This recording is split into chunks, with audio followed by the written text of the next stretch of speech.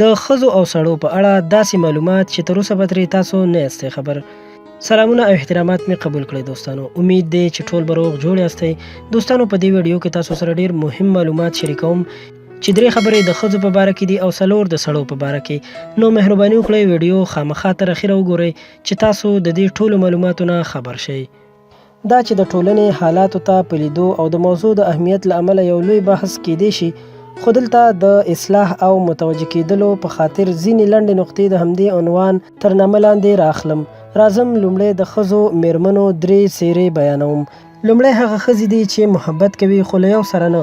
کله چې ویني چې له یو یې زړه موړ شي یا کوم بل ورته په څه وجه ښه ښکاره شي، نو بس مستقیما هغه سره د دوستۍ رابطه جوړه کړي او د رواجي محبت اظهار ورته وکړي.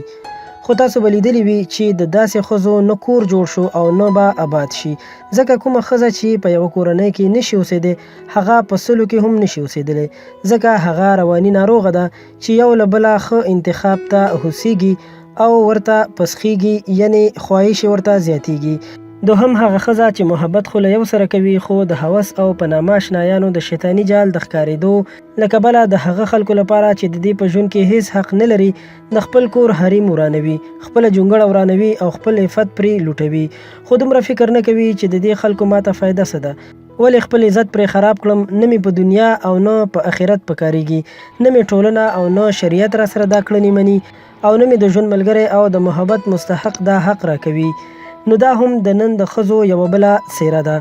دریم هغه ښځې دي چې په ټوله اسلامي نړۍ کې د غربیانو یعنی د انګریزانو د بې شمېره دسیسو او بې شمېره انحرافي خرابو پروګرامونو باوجود چې هغه د رادیو، ټلویزیون او انټرنیټ له لارې کوي، د دغو پروګرامونو باوجود هم خپل دین او کلتور ته متحدې او ژمنې پاتې دي.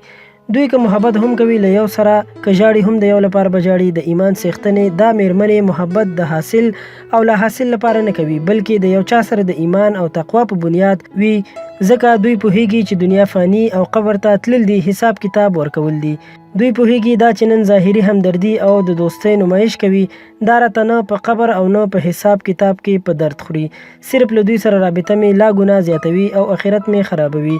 دوی په الله جل جلاله یقین لري، نو ځکه یې هم عزت خوندي وي او هم یې الله تعالی جل جلاله مددگار وي. خدای تعالی دې زموږ ټولې مؤمنې خویندې د 3 ښځو څخه کړي، آمین. اوس که خبره د نارینه‌و شي، نو په دوی کې هم 4 څېرې دي. دوی هم بېلابېل خاصیت او بیل فطرت لري. لومړی هغه نارینه دي چې فطرت یې لکه بازاري تش په نامه خریدار مشتري وي، چې له هر څه سکه کوي خو نه څه اخلي او نه یې هدف د څه اخیستلو وي، خو یوازې د ساتیرۍ او د مزې څکلو لپاره له هر څه نه یوه ټونګه کوي. نو دا طبقه خلک نه وجدان لري او نه د احساس په نامه کوم څه. دوی یوازې په وخت او مزو ایمان او باور لري، د ژوند له اصلي هدفه منحرف شوي دي او له بېلاریو څخه تیریږي. د دوی انجام تباهي او رسوا کوونکي مرضونه دي چې بیا له شرمه چاته ویلی نشي. دوهم هغه نارینه دي چې په کور کې د پاکې حلالې میرمنې باوجود په بازاري عشقونو او مزو باور لري. دوی د انسانیت له حدود، انساني کرامت او نکاح له اصولو مخ اړوونکي وي. د دې خلکو انجام بیا دا وي چې مه وهه د بل دروازه په نوک، چې ستا حقه به ووهي په سوک. دریم دا هم د عجیب فطرت او خاصیت خاوندان وي، لکه د ماشوم خاصیت لري. ماشوم چې کله یو نانځکه په بازار کې وویني، نو تر هغې ژاړي چې مور پلار ورته اخیستې نه وي، تر دې حده چې د شپې په بستره کې ځان سره ساتي. خو د وخت په تېرېدو همدا ماشوم په بازار کې د بلې ښایسته نانځکې په لیدو بیا ژاړي او فریاد کوي او غواړي یې. زړه نانځکه او مینه یې هېره شي، بار بار دا کار تکراریږي. نو دا ډول د ماشوم فطرت لرونکي خلک اخر په رواني او ذهني فشار اخته کیږي. د ژوند د ملګري په انتخاب کې هیڅ قاطع پرېکړه نشي کولی. 4 بیا په الله جل جلاله کلک ایمان لرونکي او د خپل او بل عزت ته په یوه سترګه د احترام په نظر ګوري. دوی په تقدیر ایمان لري، خپل یا د کورنۍ ښه د دین په اصولو برابر انتخاب ته انتظار کوي، نه چاته په سپک نظر ګوري، نه د چا عفت او عزت د دوستۍ او محبت په نامه لوټوي او نه ناراحته کیږي.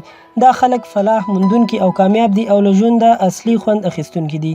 موږ د خدای جل جلاله ټول همدارنګه نیک او صالح جوړ کړي. ملګرو که ویډیو مو خوښه شوې وي، مهرباني وکړئ زموږ د چینل نه خپلو ملګرو سره په فیسبوک، انسټاګرام او واتساپ باندې هم شریکه کړئ. که غواړئ تاسو ته نور هم دغسې په زړه پورې او ښایسته ویډیوګانې جوړې کړو او تاسو ترې ګټه واخلئ، نو زموږ چینل در سره همدا اوس سبسکرایب کړئ. ورسره خوا کې د بیل نشان هم ووهئ چې زموږ د هرې نوې راتلونکې ویډیو سره تاسو ته خبر درکړل شي. تر بلې ویډیو درنه اجازت غواړم. د الله په امان.